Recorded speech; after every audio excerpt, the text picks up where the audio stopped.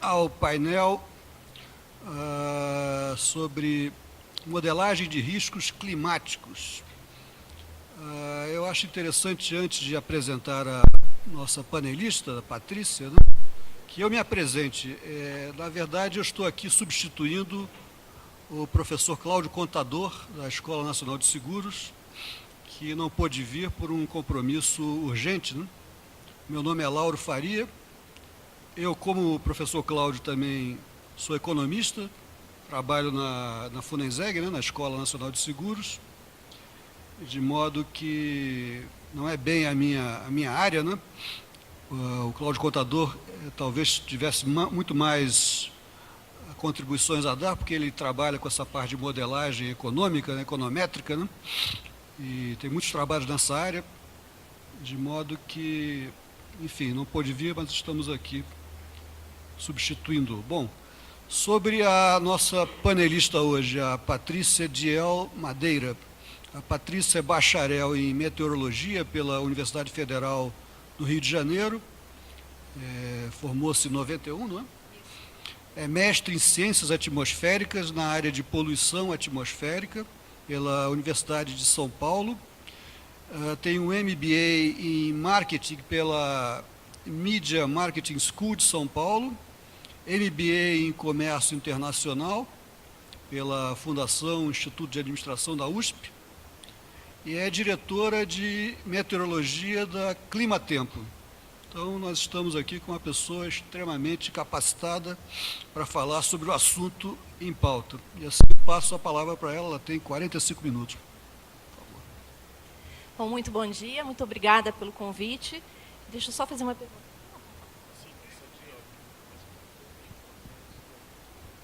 Muito bem, devidamente tecnizada aqui, vamos começar. Não tão devidamente. Essa não é a minha apresentação. Vamos trocar. Podemos fazer isso.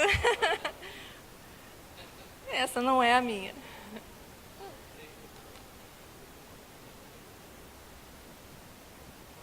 Certamente é rapidinho, mas eu já gostaria de agradecer ao convite. A Climatempo, ela está trabalhando bastante nessa área de prevenção e, na verdade, de previsão de riscos e prevenção a eventos severos, e a gente tem observado que tem acontecido muita coisa nesse sentido.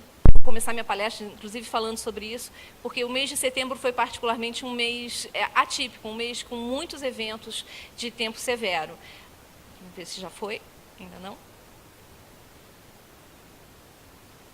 Bom, o que aconteceu nesse mês de setembro de que forma a gente está numa situação atípica esse ano, normalmente nós temos a influência de El Niño ou de Laninha. Para vocês que não são da área, o que é El Niño? É quando a gente tem uma área mais aquecida do que o normal no Oceano Pacífico ou uma área mais fria do que o normal no Oceano Pacífico. Isso gera uma mudança na atmosfera. Quando é mais quente é El Niño, quando é mais frio é Laninha.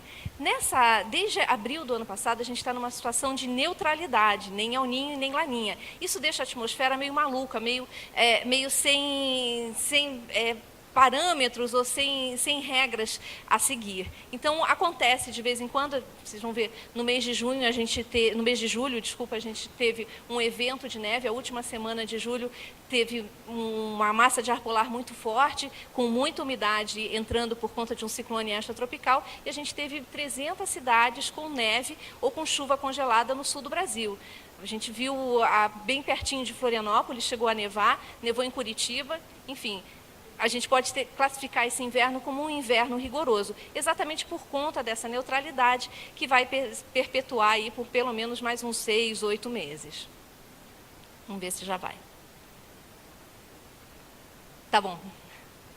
Então, continuando com esse assunto de inverno, do que aconteceu, nessa situação de neutralidade, que vai ficar por mais um ano, a ocorrência de eventos severos, de extremos, é bastante comum. Então, em setembro, o que aconteceu? A gente teve várias massas polares entrando, mas setembro já é uma época que não tem mais tanto frio na maior parte do tempo. Então, havia sempre um choque entre massa polar e massa de ar quente que estava sobre as regiões, e a gente viu, inclusive, formação de tornado. Vou falar sobre isso. Agora entrou minha apresentação. Vamos começar aqui pelo... Já falei um pouco sobre o inverno rigoroso, queda de 1/3 de produção de trigo no Paraná, exatamente por isso. Só em agosto foram 3 massas polares intensas, 3 geadas, e isso para a produção agrícola tem um efeito enorme. A gente teve ressaca em Santos no dia 4 de setembro, com ondas chegando a 2,5 metros, 3 metros. Vento derruba carros e árvores em Ribeirão Preto. Aqui é região de Planalto, no Paraná, no dia 20 de setembro. Depois... Não é só de chuva, né? Quando a gente fala de eventos extremos, a gente tem que pensar exatamente nos extremos. Seca que a gente teve em Minas Gerais. Opa, deixa eu ver se eu consigo voltar. 137 cidades mineiras em estado de emergência por causa da seca. Eu não estou nem falando de Nordeste do Brasil aqui, porque se a gente pegar o Nordeste de uma forma geral, provavelmente mais de 300 cidades em estado de emergência por seca. Isso tudo relacionado à neutralidade que eu falei. Se a gente estivesse numa laninha, estaria chovendo no Nordeste normalmente. Se estivesse no El Niño, o regime seria um pouco diferente. Mas nessa neutralidade, o que acontece é isso: seca pegando o Nordeste do Brasil, inclusive o Centro-Norte de Minas Gerais. São Paulo não ficou fora disso em setembro. No dia 23 de setembro, o Brás ficou alagado. Nessa madrugada, nós tivemos um forte temporal aqui em São Paulo também. O Brás alagou de novo. Imagino que tenha sido exatamente essa região. Rio do Sul, em Santa Catarina, uma enchente enorme, e eu vou falar dela aqui. Barragem de Ituporanga, no Alto Vale do Itajaí, transborda e nível de água passa de 30 metros, isso foi no dia 22 de setembro. Nós tivemos 2 dias de chuva muito intensa em Santa Catarina, o rio Itajaí subiu mais de 10 metros em menos de 48 horas, e com isso a gente teve... várias cidades, Rio do Sul, Blumenau, várias cidades do Vale do Itajaí alagadas. Subiu muito rápido, já baixou um pouquinho, já não está mais alagado. 4.000 pessoas em 56 cidades de Santa Catarina. O temporal provoca destruição em 16 cidades do Paraná. Depois nós tivemos mais uma ressaca no Rio de Janeiro, 3 metros. E para terminar, não terminar o mês, mas no final de setembro, quando a gente normalmente já não tem mais um frio intenso, a gente teve geada aqui na região de Monte Verde, no sul de Minas Gerais. Teve formação de neve em São Joaquim nesse mesmo dia, no finalzinho de setembro. Normalmente a gente não espera mais por neve em setembro, isso não é muito comum, né? Então, bastante intenso. Falei de seca no Nordeste, mas no Nordeste também acontecem temporais muito intensos. Então, Teresina teve uma ventania no dia 29 de setembro, o vento passou de 70 a 90 km por hora. Manaus teve, no finalzinho da semana passada, no começo dessa semana, 92 km por hora, um temporal muito intenso, 60 milímetros acumulados em 1 hora. Para vocês terem uma ideia, normalmente no mês inteiro em Manaus, nessa época do ano, chove 180 milímetros, choveu 1/3 em 1 hora. Então, é uma coisa, a gente costuma dizer, 60 milímetros em São Paulo tem um efeito, e 60 milímetros em Manaus tem outro efeito, porque é uma cidade que está mais adaptada às chuvas intensas. Mas, no final das contas, 60 milímetros em qualquer lugar causa transtornos. Maior numa cidade como São Paulo, muito urbanizada, mas causa transtornos em qualquer lugar. 70 casas danificadas por granizo no noroeste do Paraná, também no finalzinho de setembro.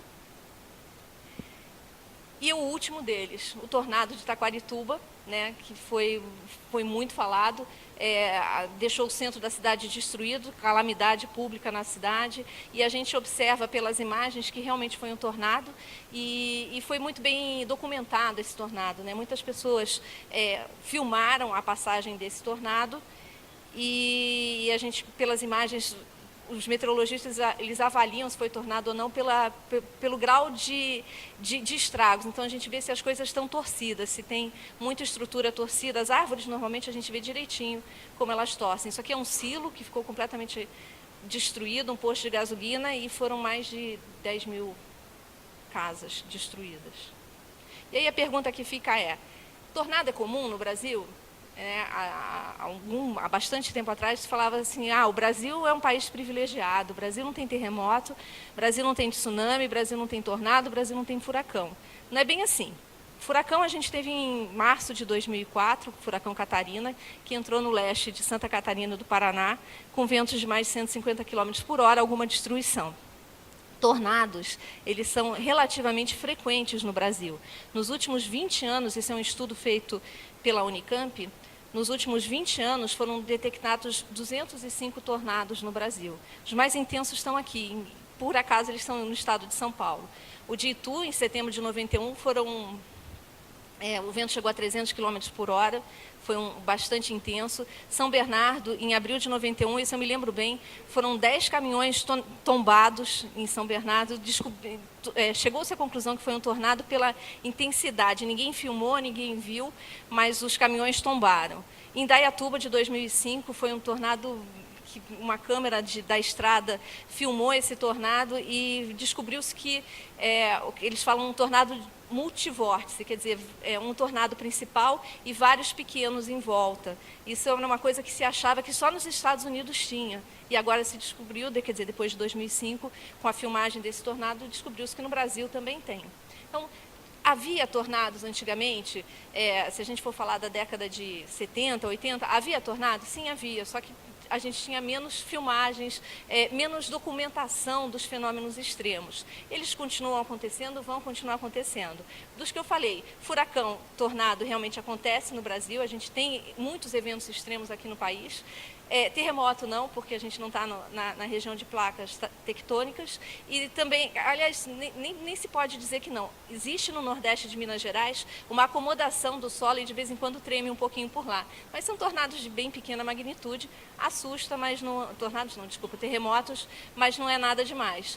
E tsunami, normalmente, eles são originados de maremotos, né, terremotos no mar. Isso a gente realmente não tem no Brasil. Existe uma hipótese de se cair lá nas Ilhas Canárias, se tiver um terremoto e uma parte das Ilhas Canárias submergirem, aí uma onda pode chegar ao Nordeste do Brasil, mas a gente não deve se preocupar com isso, porque essa possibilidade é muito remota. Furacões e tornados, eles são uma possibilidade real para o centro-sul do Brasil. Não vai se formar tornado no Nordeste nem no Norte do Brasil. Não existe o tornado, ele precisa, para se formar, ele precisa de algumas características, e o que a gente, que são muito claras. Tem que ter ar frio entrando por cima, ar quente vindo por baixo. Isso, vocês sabem, o ar quente ele é mais leve, ele tenta subir, e o ar frio é mais pesado, ele tenta descer. Isso gera um giro na atmosfera e faz com que crie um giro na nuvem, precisa ter uma supercélula formada e que se tenha o tornado. Então, no Norte, no Nordeste, nenhuma chance. No Centro-Oeste, em Mato Grosso do Sul ainda existe alguma possibilidade. São Paulo tem grande possibilidade, os estados do Sul. Minas Gerais, não, nem tanto, muito difícil, e para cima a gente não precisa ter muita preocupação. Porém, se a gente está falando de sul do Brasil, sudeste, que são áreas, ou São Paulo, que são áreas extremamente populosas, então é necessário uma atenção com relação a isso. E a próxima pergunta é, dá para prever tornado? Dá para prever tornado. Quer dizer, na verdade, vocês nunca vão ouvir um meteorologista brasileiro falando amanhã vai ter tornado em Taquarituba. Isso não existe. Os meteorologistas não são treinados para isso. Eu trabalho na operação de previsão de tempo há mais de 20 anos e a gente não tem esse preparo e nem essa ousadia de fazer uma previsão dessas. Por outro lado, para dizer a verdade, nem nos Estados Unidos eles fazem. Eles falam de possibilidades de tornado e só quando o tornado aparece na imagem de radar é que é feito o alerta. O último tornado de Oklahoma, eles conseguiram fazer o alerta com 13 minutos de antecedência, foi um recorde. Foi um sucesso porque 13 minutos, antigamente eles davam o alerta com 5, 7 minutos de antecedência. Chegar a 13 já foi um grande progresso, um grande êxito para os meteorologistas. É claro que com toda a modelagem numérica, com todo o aperfeiçoamento de tecnologia, a tendência é que se consiga fazer isso com maior antecedência. Mas para vocês terem uma noção de como é difícil, nos Estados Unidos são 13 minutos, num recorde. Então, precisamos ficar preocupados com tornados? Precisamos, de alguma forma, sim, mas, por outro lado, eu acho que nossos problemas de deslizamento e enchente são tão mais sérios. Os tornados, eles acontecem, eles prejudicam, mas eles são tão pontuais que eu acho que a gente tem outros problemas que são muito sérios e que precisam de uma atenção maior. Bom, Agora vamos falar um pouquinho de mudanças climáticas. Quando a gente fala de eventos extremos, é claro, a gente sempre tem que associar isso a mudanças climáticas. E precisa ficar claro o que é causado pelo homem e o que é natural da atmosfera. É o que eu falei, El Niño e Laninha, eles determinam alguns padrões e a gente sabe o que vai acontecer. Erupção de vulcões, isso é um problema não, tem consequências sérias. Para vocês terem uma ideia, em 1991 teve a erupção do vulcão Pinatubo nas Filipinas. Essa erupção foi tão intensa que não houve som. Subiu tudo tão rápido que até o som foi levado para a estratosfera, né? Não houve, ninguém ouviu a explosão do Pinatubo. Subiu tudo, inclusive o som. A quantidade de material... A quantidade de material que foi... A quantidade de material... Está difícil. É o tornado, agora. A quantidade de material que foi depositada... bom, a gente tem a nossa atmosfera, que chama troposfera, e a parte de cima chama estratosfera. A gente vive nessa parte, que é mais ou menos de 10 km de altura, que é a troposfera, e esse material... né, de cinzas vulcânicas, ele foi depositado na estratosfera. Isso criou uma camada, isso em 1991, criou uma camada em volta da Terra, porque viaja, na verdade tem um fluxo, que diminuiu a radiação. A Terra esfriou mais de 1 grau nesse ano de 91, 92, por conta de erupção vulcânica. Há 2 anos atrás, a gente teve as erupções no Chile, também trouxe algum resfriamento. Então, quando a gente fala em aquecimento global, e eu nem gosto muito de usar esse termo, é um pouco perigoso, porque podem acontecer tantas coisas e mudar esse percurso que nem vale a pena a gente ficar tão atento a isso. Uma coisa que é muito importante é o Sol, né? Os ciclos solares. A gente está numa época de alta incidência de manchas solares, isso faz com que a gente tenha menos radiação chegando à Terra. Isso também é um motivo de resfriamento e não de aquecimento. Bom, e aí tem as causas antropogênicas, né, causadas pelo homem, que são as queimadas, as indústrias, a urbanização é um problema bem sério. Vamos falar primeiro de El Niño e Laninha, eu expliquei um pouquinho para vocês no começo, mas agora vamos falar um pouco das consequências. Quando eu tenho um El Niño formado em dezembro, janeiro, fevereiro, normalmente eu tenho o sudeste do Brasil mais quente que o normal e o nordeste do Brasil mais seco do que o normal. Natural, isso é uma causa natural. Vai secar o nordeste e eu não posso atribuir isso a mudanças climáticas e muito menos a aquecimento global. Junho, julho, agosto, o sudeste do Brasil fica mais quente e a gente ouve falar por aí, a questão é aquecimento global, a temperatura da Terra está subindo mesmo, estou tendo um inverno super quente. Não tem nada a ver com isso, tem a ver com El Niño, com uma situação aqui do Pacífico. E o sul do Brasil, nesses meses, normalmente tem mais chuva do que o normal. A gente pode lembrar aí algumas enchentes históricas, 82, 83 em Santa Catarina, 1998 também em Santa Catarina, enchentes históricas associadas a El Niño. Laninha é o contrário, é essa região do Pacífico mais fria do que o normal, e eu tenho temperaturas mais amenas durante o verão no sudeste do Brasil, eu tenho tempo mais chuvoso no norte e no nordeste, e no inverno, normalmente o sul do Brasil fica um pouco mais seco. Causas naturais, não tem a ver com aquecimento global nem com mudanças climáticas. Quando a gente fala de Nordeste do Brasil, fica parecendo... Há 2 anos o Nordeste do Brasil está numa seca severa, isso é verdade, está nessa neutralidade que não está favorecendo a chuva no Nordeste do Brasil. Outros mecanismos estão prejudicados também. E o que acontece é que a gente sempre fica com essa impressão, nunca houve um inverno, se a gente for falar aqui, é muito comum, eu ouço isso muito, nunca houve um inverno tão rigoroso, nunca houve uma seca tão severa no Nordeste do Brasil, nunca houve uma chuva tão forte em Manaus. Houve. E a gente tem relatos do Nordeste, de anos de seca no Nordeste brasileiro, essas coincidentes com anos de El Niño, desde 1603. Então, isso não é novo, isso vai se repetir. O que a gente pode dizer é isso. Essas mudanças que acontecem ou que vêm acontecendo, elas vão se repetir. E quando a gente fala de mudança climática, a gente tem que lembrar das mudanças que nós fizemos nas cidades. A urbanização é uma coisa muito mais séria do que o aquecimento global. Eu já li vários artigos falando sobre a Antártida, o Ártico está diminuindo, o gelo da Groenlândia está indo embora. Ok, está diminuindo, isso pode ser um período, um ciclo, e isso pode se refazer outra vez. Eu já soube que na Groenlândia havia plantações há algumas centenas de anos atrás, então ninguém pode afirmar que isso não é um ciclo natural da natureza. Mas a situação da urbanização é muito diferente disso. Se você comparar São Paulo de hoje com São Paulo de 40 anos atrás, não tem nada a ver. É uma cidade completamente diferente, uma cidade impermeabilizada. O que aconteceu foi isso. Os jardins eles foram todos cortados, os prédios cresceram e a gente tem muito mais concreto, a gente tem muito mais absorção de calor pela própria estrutura da cidade nesse momento. Falando de São Paulo, mas não é só São Paulo, é São Paulo, Rio, Ribeirão Preto, Campinas, todas as cidades que cresceram muito, elas têm esse problema de urbanização. Foi mudado muito o meio ambiente, ela não tem mais nada a ver com o que ela era originalmente.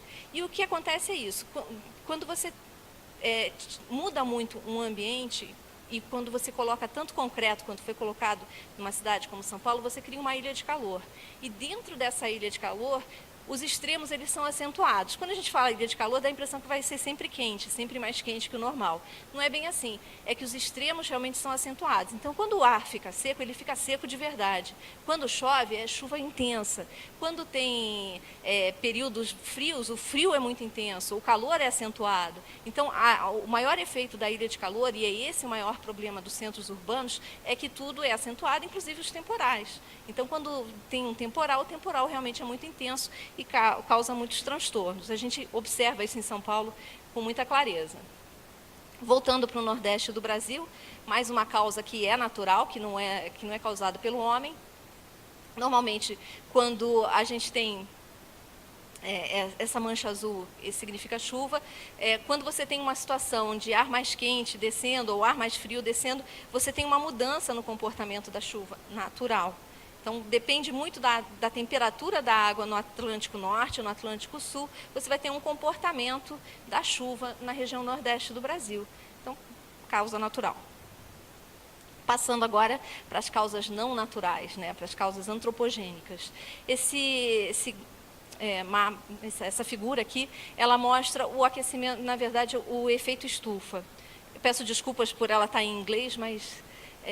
na verdade, eu achei que ela estava muito boa e resolvi não mexer muito nela, mas vamos lá. O que acontece? O Sol, ele emite radiação, essa radiação entra na atmosfera, vocês veem aqui que entra com 343 watts por metro quadrado, ninguém precisa prestar muita atenção nisso, mas o que eu quero dizer é que uma parte dessa radiação é naturalmente jogada fora por nuvens, por uma série de coisas. Então, é uma parte dessa radiação que entra refletida. E uma outra parte da radiação, ela chega à Terra. Eu preciso dizer para vocês que não é o Sol que aquece o ar. Quem aquece o ar é a Terra. O Sol aquece a Terra e a Terra aquece o ar. Né? O ar, na verdade, ele não... pelas características dele, ele não absorve calor. Então, o que acontece é que passa realmente, chega na Terra e a Terra emite radiação. Está aqui a quantidade de radiação emitida. Se toda essa radiação que a Terra emite fosse embora, a gente ia morrer de frio. Então, o efeito estufa é absolutamente necessário, é ele que permite a vida na Terra. Então, uma parte da radiação realmente vai embora e uma outra parte da radiação, por conta dos gases naturais que a gente tem, e esses gases são CO2, o dióxido de carbono, metano, enfim, todos os gases naturais da atmosfera, eles retêm uma parte desse calor. Isso faz com que a vida na Terra seja possível. Em outros lugares onde não há isso, a vida não é possível. Fica muito frio ao longo da noite. Mas o que acontece é que com o efeito do homem, a gente aumenta esses gases de efeito estufa, e aqui a gente olha, nem é tanta coisa assim, mas isso aqui é numa situação normal. Né? Em algumas regiões, esse aumento é muito maior do que isso. E esse aumento começou em 1750, com a Revolução Industrial, quando a gente começou a emitir carbono para a atmosfera, né? Queimar o carbono nas máquinas e tudo mais. E a concentração de CO2 na atmosfera hoje é a maior dos últimos 800 mil anos. Só que, com isso, Bom, existem duas vertentes que falam sobre aquecimento global. Uma delas diz que o aquecimento global vai acabar com a Terra em algum tempo, e uma outra vertente diz que, ok, a gente tem a maior concentração dos últimos 800 mil anos, mas isso não é o fim do mundo e nem isso faz com que a temperatura da Terra aumente. Inclusive, eu nem vou falar de aquecimento global nessa apresentação, porque desde 98 a Terra não aquece, a Terra está resfriando. Né? A gente ouve falar, pode aquecer, pode aquecer. Nas cidades é uma situação diferente, mas em termos globais a Terra não está esquentando desde 98. Então nem faz mais muito sentido falar em aquecimento global. A gente pode falar em problemas de mudanças climáticas por urbanização. Então hoje a gente tem umas emissões desses gases. O mais perigoso deles é o metano. Né? Ele é muito mais perigoso do que o CO2, por exemplo. Quando tem queimadas ou, na verdade, em alguns lugares tem uma emissão enorme está associado ao gado também. O metano é um gás mais perigoso e com um poder de aquecimento muito maior do que o CO2. Então, quando se fala, é claro, a gente não tem que ter uma postura de poupar um pouco a terra, mas o metano é o nosso gás principal, nosso ponto de atenção. Bom, é o que eu falei para vocês. Aqui começa a anomalia de temperatura. Aqui o zero é o que se considera normal para a Terra. Isso aqui está olhando desde 10 mil anos para trás. Mas o que mostra é aqui, desde 98, o que a gente tem é um resfriamento da Terra. E aqui eu tenho a temperatura observada. Esse aqui não mostra o que é mar e o que é terra. Mas, de qualquer forma, tem uma incerteza associada. Tem um aquecimento no final do período, mas é um aquecimento de pico. Na maior parte do tempo, o que a gente tem é resfriamento.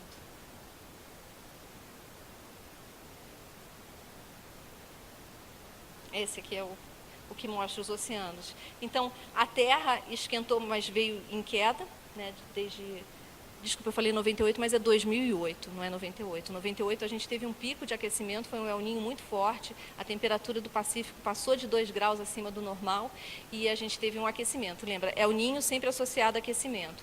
Mas aqui teve El Niño também e por isso a temperatura na Terra subiu, ela caiu um pouco. E aqui, bom, todos esses últimos gráficos que eu mostrei, eles são do último painel intergovernamental, do IPCC, foi divulgado no fim da semana passada, as conclusões do IPCC, né, que chegam à conclusão que a Terra pode aumentar de 0,8 a 4,8 em 100 anos, mas eles fazem essas análises que eu acho muito interessantes de as 10 cidades com maior chance de inundação, né? Na verdade, o custo está associado à frequência. Então, na verdade, a China está na frente, tem 3 pontos da China, 2 pontos da Índia, 3 pontos dos Estados Unidos, Equador. O Brasil não está qualificado como muitos danos por conta de inundações, embora a gente saiba que esse seja um problema sério aqui do Brasil. Então, aqui fala que a temperatura do planeta, eles falam subirá, mas na verdade poderá subir, né, entre 0,3 e 4,8 nesse século que a gente está agora.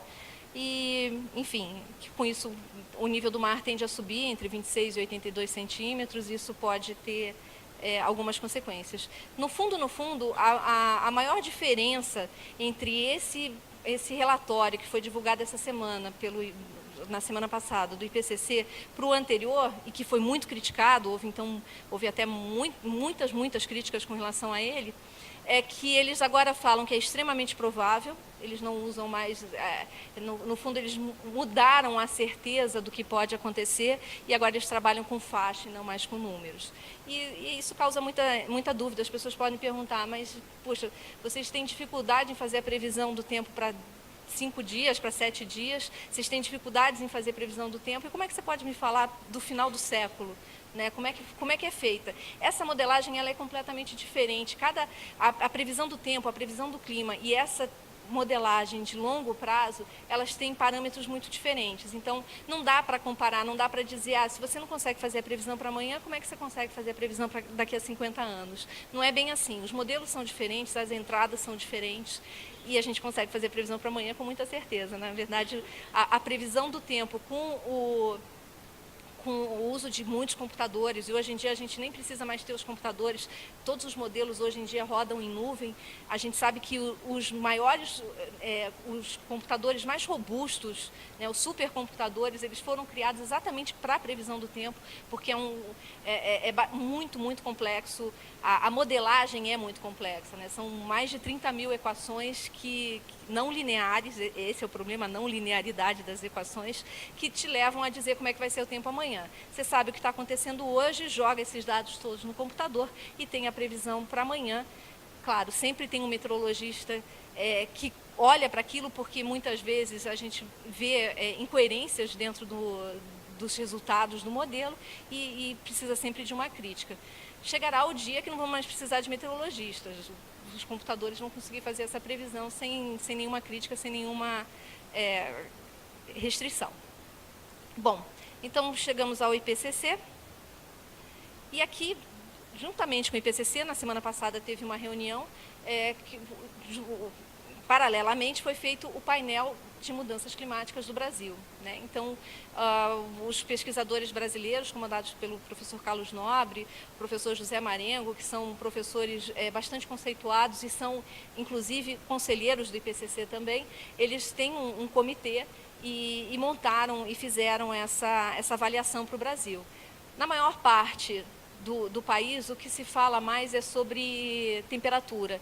Chuva, existe uma boa probabilidade de aumento de 20% da quantidade de chuva acumulada no centro-sul do Rio Grande do Sul. Na maior parte do Brasil, não se fala tanto sobre chuva, não há uma preocupação com aumento ou diminuição de chuva, mas sim com aumento e diminuição de temperatura. Então, eles acreditam que, vamos pegar aqui, eles usam toda essa região que vai do norte do Rio Grande do Sul e pega, inclusive, a parte da Mata Atlântica, que pega aqui São Paulo, Rio de Janeiro, e acredita-se no aumento de temperatura de até 3 graus durante o verão de 2071 a 2100. Então, é preciso fazer uma análise, enfim, a gente sabe que está olhando muito para frente, mas ainda assim, toda essa análise está muito mais centrada em temperatura do que em chuva.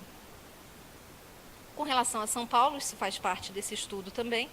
O que se observa, aqui a gente já está falando de observação e não mais como previsão, mas o que a gente tem observado em São Paulo é um aumento da frequência de chuva de maior do que 100 milímetros em 2 dias. Se a gente pegar a década de 30, que eu falei da urbanização e da potencialização dos extremos, na década de 30 praticamente não tinha chuva acima de 100 milímetros em 2 dias. Veio crescendo e agora a gente tem um número significativo.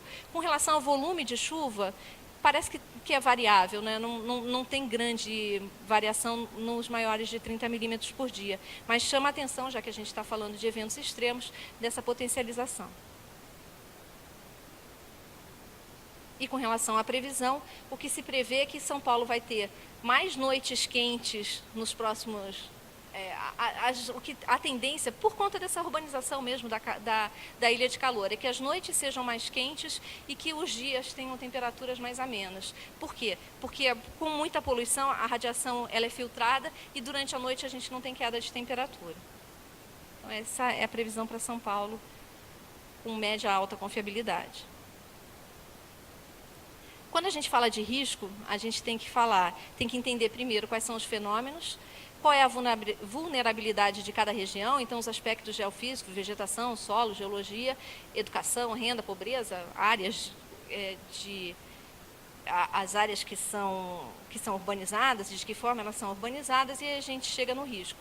Essa equação ela é super importante, e a gente usou essa equação na Climatempo para montar um sistema exatamente para seguradoras, que indique qual é o risco que você tem para cada fenômeno nos próximos, enfim, o risco passado e o risco futuro. Então, esse sistema entra com a previsão do tempo, isso é bastante comum, entra com a previsão climática, então você tem como saber,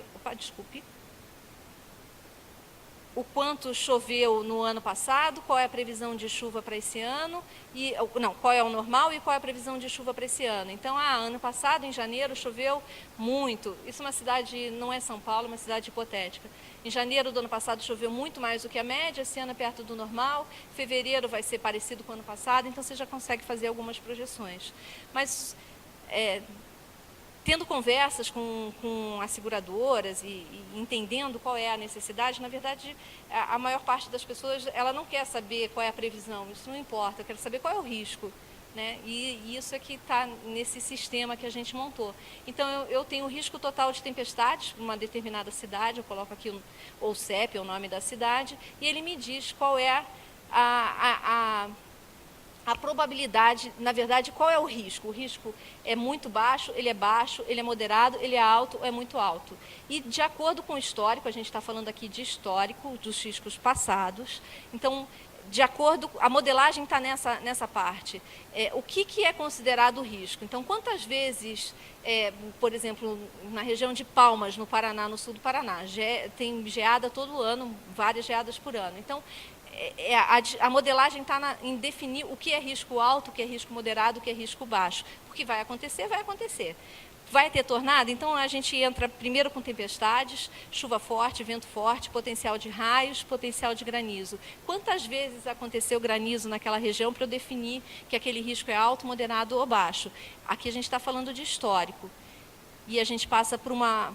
Bom, aí eu posso querer saber, nesse histórico, quantas vezes aconteceu, eu clico e eu sei, aconteceu em agosto, enfim, o vento foi de tanto. Isso é só um exemplo hipotético. E agora eu falo de futuro. Então, como eu tenho como fazer a previsão do tempo, eu tenho como saber se eu vou ter ocorrência de ciclone tropical naquele determinado lugar, se eu vou ter granizo, se eu vou ter tornado, quantos raios, queimada, e aí vai nessa mesma classificação, de muito baixo, baixo, moderado, alto e muito alto.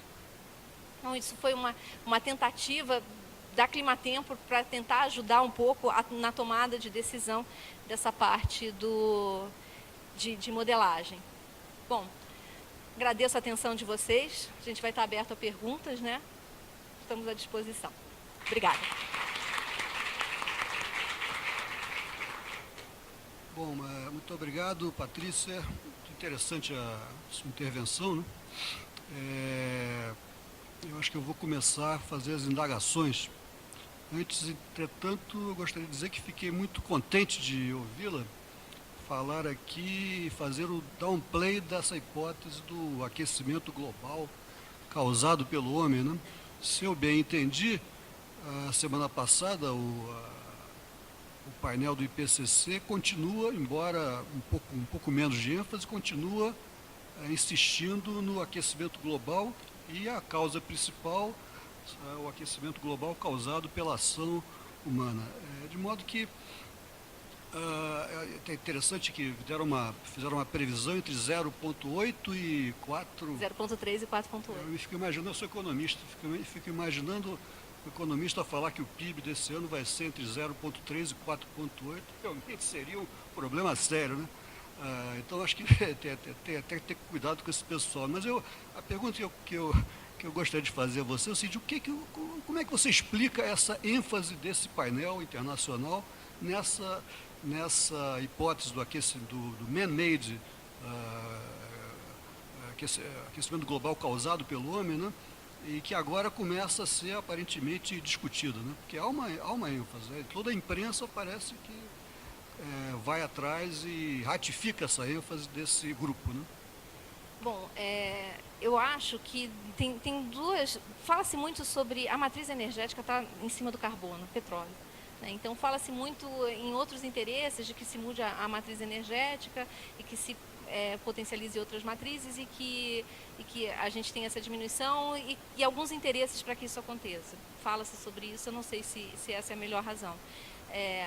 Porém, eu entendo que esse ênfase que se faz ao aquecimento global é uma forma de atentar as pessoas de que precisa, mesmo que a Terra não vá se extinguir ou que os nossos recursos não vão se extinguir, na verdade a água é um recurso muito mais preocupante do que o carbono nesse momento, né? Então, eu vejo de uma forma das pessoas se conscientizarem, mudarem seu método de vida, para poupar um pouco o que está acontecendo, né? Para não, na verdade, não depredar mais do que a gente já depredou. Então, eu vejo, por essa razão, vejo esse lado positivo. Mas eu não enxergo que, daqui a 50 anos a Terra vai estar com mais 4 graus e isso vai fazer com que os oceanos subam e Recife vai estar embaixo de água. Isso é realmente, no meu ponto de vista, um exagero. Mas o uso de energias renováveis, ele é louvável. Na verdade, eu acho que ele deve ser incentivado. Ainda é muito caro. Eu li um estudo na semana passada, mesmo a energia eólica tem um potencial de poluição enorme. Primeiro, poluição sonora. E segundo, porque como ele muda o microambiente, né, por causa das pás e tudo mais, ele muda o microambiente e isso acaba causando tem consequências também com relação à poluição. Então, o que eu vejo é o seguinte, por que o ênfase? Não sei dizer por que tanto ênfase. Mas, por outro lado, é importante para que as pessoas se conscientizem e mudem um pouco o seu modo de vida e, principalmente, acho que devem se conscientizar um pouco mais da natureza. Eu acho que é por aí. Vamos abrir aí a pergunta do auditório, por favor. Quem quiser perguntar, levante a mão. Ali.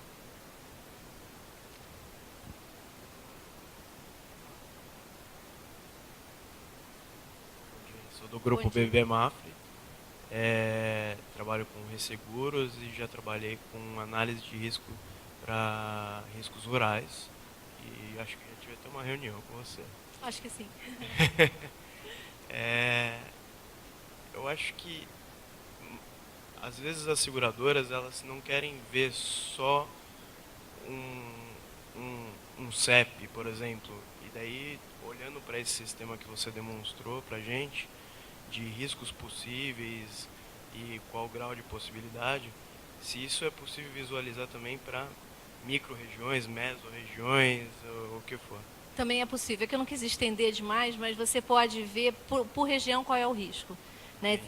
Você pode ver por mapas. Então, você tem micro-regiões, ou então, na verdade, você define o que você quer ver, porque é um mapa georreferenciado. Então, você pode ver por CEP, essa é uma forma muito rápida, você coloca o CEP, é o nome do município, e você já vê ali qual é o risco de cada um daqueles fenômenos que eu listei. Ou então, por mapa, e aí já é um pouco mais demorado, eu diria. Não é muito demorado, mas você já precisa dar mais cliques para chegar nos mapas e tudo mais, mas é possível sim. Acho que um comentário adicional, acho que as seguradoras deviam também hoje pensar já no georreferenciamento dos próprios riscos, né? Para exatamente correlacionar com as possibilidades de eventos que vocês demonstram. Na verdade, a intenção é essa, né? Você geolocalizar e ter qual é o risco daquele determinado lugar, mas pode ser por região, mas eu entendi. Obrigada. Mais alguém? Por favor, aqui.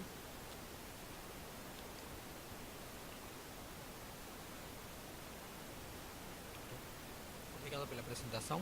Obrigada. Eu trabalho na Liberty Syndicate também, é resseguro. E a dúvida é a seguinte, você falou no último slide que colocava um CEP aí e falava, ok, uma cidade tem um risco de enchente alto, médio, baixo, medido pelos, por exemplo, ml. Mas você falou no começo que 60 ml caídos em São Paulo, diferente caídos em Manaus. O software também tem em conta isso, a infraestrutura da cidade? Conta. Ele conta a capacidade de drenagem da cidade. Ele tem essa capacidade. Tem uma parte hidrológica que conta a capacidade de drenagem de cada cidade. Tá bom. Obrigado. Porque realmente faz muita diferença em Manaus ou em São Paulo, faz uma diferença enorme. Mais alguém?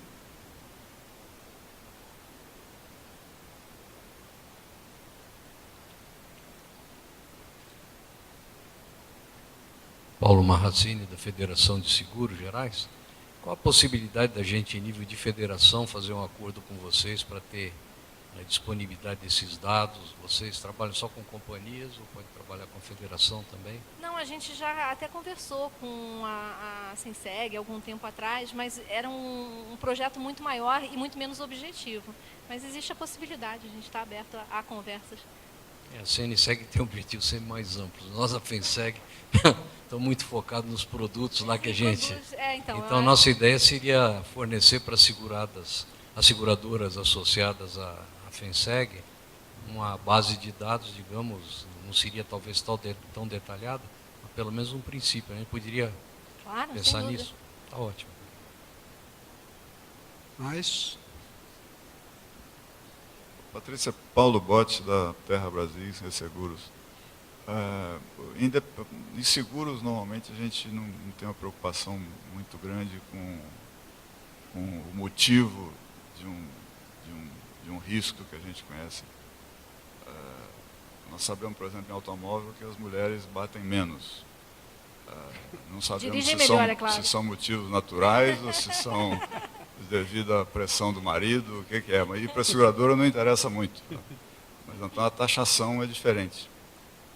Independente da discussão de causas, de eventos causados pela interferência humana ou não, você vê um agravamento de eventos extremos ocorrendo no Brasil de maneira geral. Sim, por conta de urbanização. Então, os Só eventos, por conta de urbanização. não falo de aquecimento global e nem nada disso, mas por conta de urbanização, os eventos serão mais extremos daqui para frente. A gente tem observado isso. Nesse mês de setembro foi um exemplo, ok, a gente não estava em neutralidade, por isso agravou um pouco. Tem uma causa natural, mas dentro das cidades, por conta dessas temperaturas um pouco mais altas e pela concentração de poluição, no fundo é isso. Os eventos extremos eles são agravados. Então, até o professor José Marengo ele diz: mais chuva em menos dias. É o que a gente espera para frente, que a gente tenha as chuvas mais concentradas em menos dias. Então, eventos extremos mais acentuados. Não quer dizer que vai acontecer mais tornados daqui para frente, não é esse tipo de evento. Mas eu vejo como temporais, com alagamentos, com queda de árvore, isso tudo tende a se agravar sim. Basicamente em regiões... Em regiões urbanas. Obrigado. mas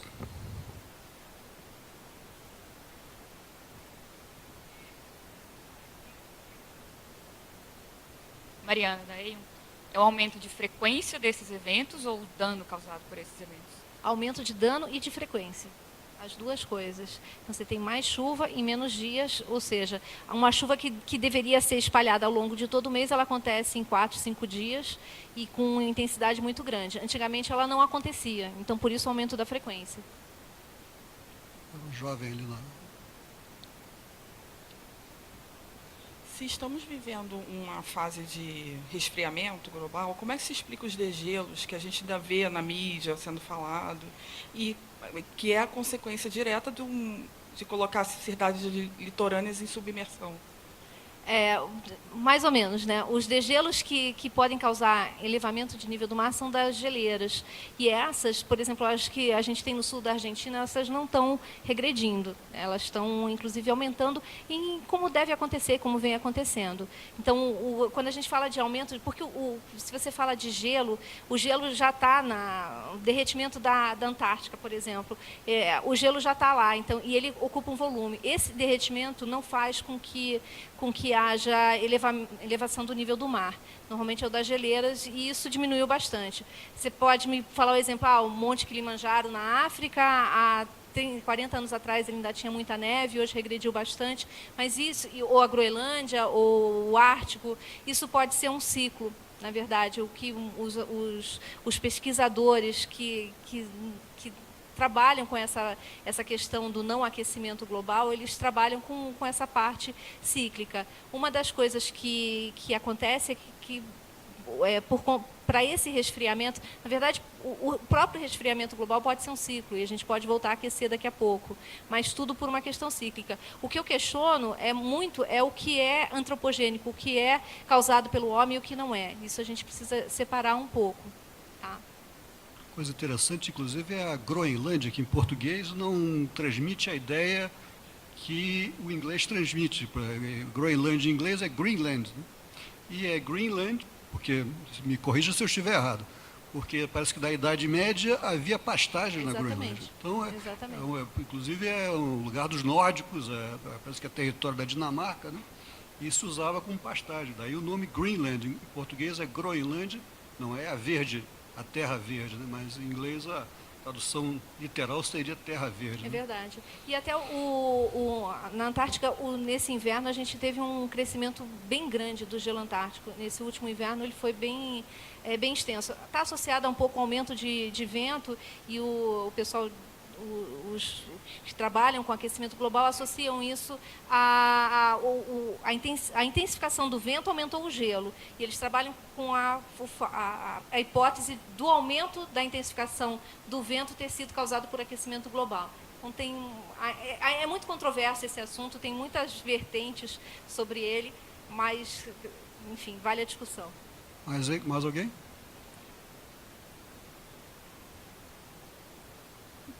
Olhe uma. Patrícia, obrigado pela apresentação. Anderson, da Ernest Young. Duas perguntas.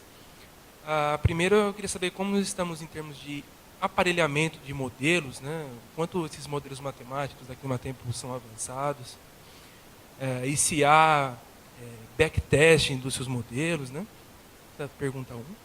Pergunta 2 seria, existe alguma espécie de convênio, seja com os americanos, são tão avançados, né, nessa parte de modelagem e previsão de tempo, do tipo, os americanos, como eles gostam de espionar bastante, né, eles teriam condições de ligar aqui para vocês e dizer, olha, há uma alta probabilidade de ter um tornado no interior de São Paulo com um dia de antecedência. Existe algo nesse sentido ou não? Não, desse tipo não existe. Existem outros tipos de convênio, a Climatempo até tem convênio com duas empresas americanas, uma delas é na parte de raios, né, de detecção de raios, para que a gente tenha a melhor rede de raios aqui no Brasil. Com relação à modelagem, melhorou muito. Nesse sentido, a gente não precisa ter convênio com os Estados Unidos. Hoje em dia, os modelos da Climatempo rodam todos na nuvem. Antigamente, a gente tinha vários servidores, montava um supercomputador, porque precisava... É que eu falei, rodar modelos numéricos é muito custoso e muito demorado. Então, hoje, com o evento de nuvem, a gente roda tudo fora, sem risco nenhum, e os modelos, basicamente, eles são todos americanos. Eles são adaptados para o Brasil, e é isso que a gente tem uma equipe de modelagem dentro da Climatempo que adapta os modelos. A gente começa a ver onde eles têm algumas falhas. Normalmente, perto do Equador, os modelos são mais falhos, mas nem causa tanto problema, porque ali os eventos também são mais generosos do que são mais para as altas latitudes. Então, com relação à modelagem, a gente está equiparado com o que há de melhor no mundo, de uma forma geral, porque a base vem de lá e a inicialização dos modelos é toda internacional. E com relação à cooperação, não tem essa cooperação nesse sentido. Os Estados Unidos, eu vou ter que te contar uma coisa, eles não estão tão preocupados se vai ter tornado no Brasil. Então, quem faz isso aqui no Brasil tem o CEMADEM, que é o Centro de Desastres Naturais, ele é um órgão do governo, inclusive ele é comandado pelo professor Carlos Nobre, e eles fazem esse tipo de análise o tempo todo. Mas é o que eu falei, o Brasil não está preparado nem para prever e nem para fazer esse tipo de alerta, né? Isso é como alertar é uma outra questão. Patrícia, Paulo de novo. Você é muito modesta, geralmente todo mundo que vem fazer uma apresentação apresenta a empresa falando, nós somos isso, somos bons, somos aquela. A Climatempo eu uso há muito tempo, eu acho ótimo, não tenho a menor ideia o que é uma organização privada. É uma empresa privada, a gente completou 25 anos agora, nós temos 100 funcionários dentro da Climatempo, a maior parte meteorologistas, e essa empresa é uma empresa privada de previsão do tempo. O nosso foco está em... A missão da Climatempo, na verdade, está nessa parte de alertas e comunicação, né? O que a gente espera conseguir fazer sempre é comunicar, né? Eu sou uma pessoa que fala em rádio, inclusive, então a gente tem essa abertura, comunicar à população os riscos e os extremos que podem acontecer. Mas já temos 25 anos de mercado. Mas vocês têm ligação com o INPE, com o CPTEC? Não tem ligação. Na verdade, o INPE, o CPTEC, que faz parte do INPE, Instituto Nacional de Meteorologia, são os órgãos governamentais de meteorologia, né? Climatempo é um órgão privado, a gente não tem ligação. E você falou também dessa dependência com os Estados Unidos, a gente tem também, os satélites meteorológicos são americanos, o Brasil não tem satélite meteorológico, então tem uma certa dependência, mas eles não estão tão preocupados com a gente. Bom, estamos terminando o tempo aqui, eu vou me dar o privilégio aqui de dar a última pergunta. Quem quiser depois perguntar, por favor, mande por escrito, que a Patrícia responderá. A minha pergunta é a seguinte, é uma curiosidade de econometrista. Pelo que eu entendi, existem modelos de curtíssimo prazo em meteorologia e de longuíssimo prazo. Exatamente. Né? Esses modelos são regressões lineares? Não, são modelos estatísticos? físicos. Não, são modelos físicos. A atmosfera é fluido. Né? A atmosfera na verdade, os modelos atmosféricos e oceânicos, eles são muito parecidos, porque o ar é fluido, então são modelos hidrodinâmicos. Milhares de equações. Milhares de equações, são mais de 30 mil equações em cada modelo. Por isso que custa caro e por isso que demora para rodar um modelo numérico. Mas são modelos muito, muito complexos e não são estatísticos, são hidrodinâmicos. Ok, muito obrigado. Estamos terminando o painel. Queria agradecer a Patrícia, a todos os presentes, muito instrutivo e, enfim, vamos em frente. Obrigada, agradeço a atenção de todos.